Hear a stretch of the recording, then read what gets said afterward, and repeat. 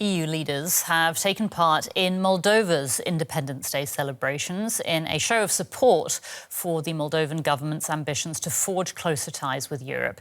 Now, the visit comes ahead of Moldova's parliamentary election, where its path to the European Union and away from Russia will be a key issue. In the capital, Chisinau, Moldovans mark the 34th anniversary of breaking free from Soviet rule,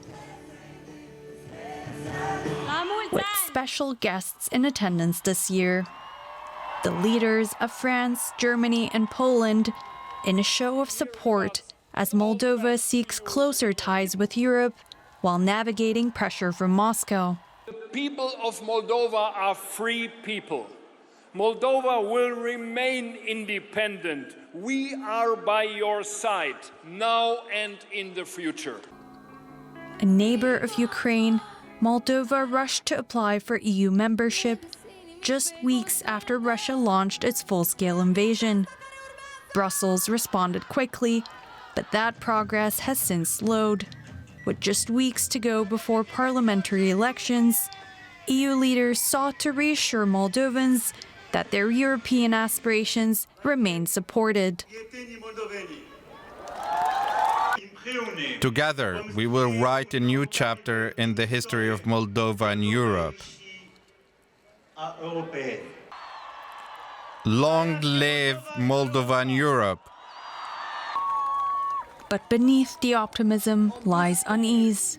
Moldovan officials say Russia is waging a hybrid war, seeding disinformation, paying protesters, and trying to buy votes.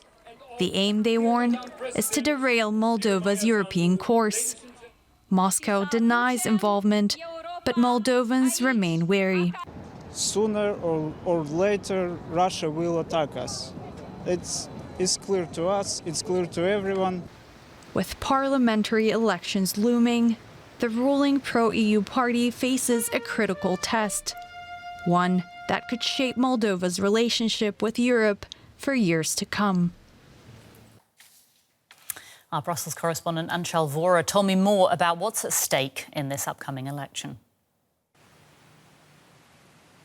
Well, Moscow's expansion in Europe, that's what is at stake, and that's as massive as it gets here in Europe, considering the war between Russia and Ukraine is still on, and there's no sign of that peace deal.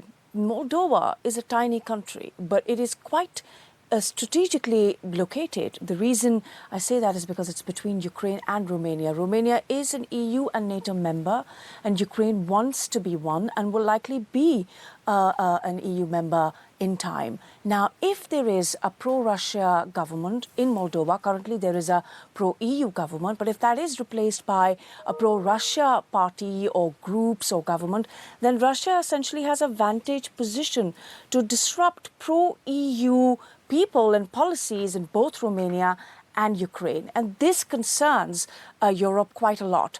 Transnistria is already, it's a tiny sliver of line between Ukraine and it's seen as a part of Moldova, but it is controlled by a Russian contingent. So these are big concerns, big political concerns when it comes to this tiny country, and palpable fears here in Europe, and efforts being made to make sure that the elections going ahead are free and fair. Moldova isn't a member of the EU yet. How much more work does it have to do before it could potentially become an EU member state? It's a very complicated process, that goes without saying. But considering that Moldova got its candidate status just in 2022, it's already, the accession process began last year, that suggests that the process is already moving quite fast. There are 6 clusters.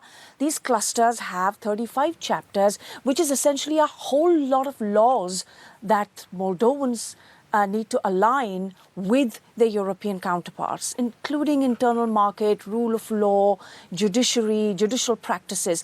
Of course, this is going to take a long time. Now, think about how long it takes in tweaking one legislation in a democratic country. It requires a lot of work. However, having said that, there are reports that suggest that even before these elections are held, European Union, by that I mean, could open the negotiations of the first cluster, which is to say that Moldova is already ahead of Ukraine in that process.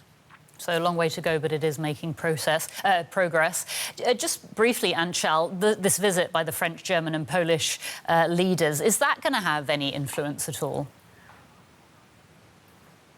That is definitely the hope, and all the analysts that we speak to suggest that it will. When you're on the ground in these countries, and I was in Poland and I was in Romania, and we see the impact of global leaders' handshakes. For instance, Trump's handshake with the now Romanian president backed by far-right party, or the attempts made in Romania by the Polish candidate, I beg your pardon, the Romanian candidate to present himself as pro-Trump. All these things had an effect.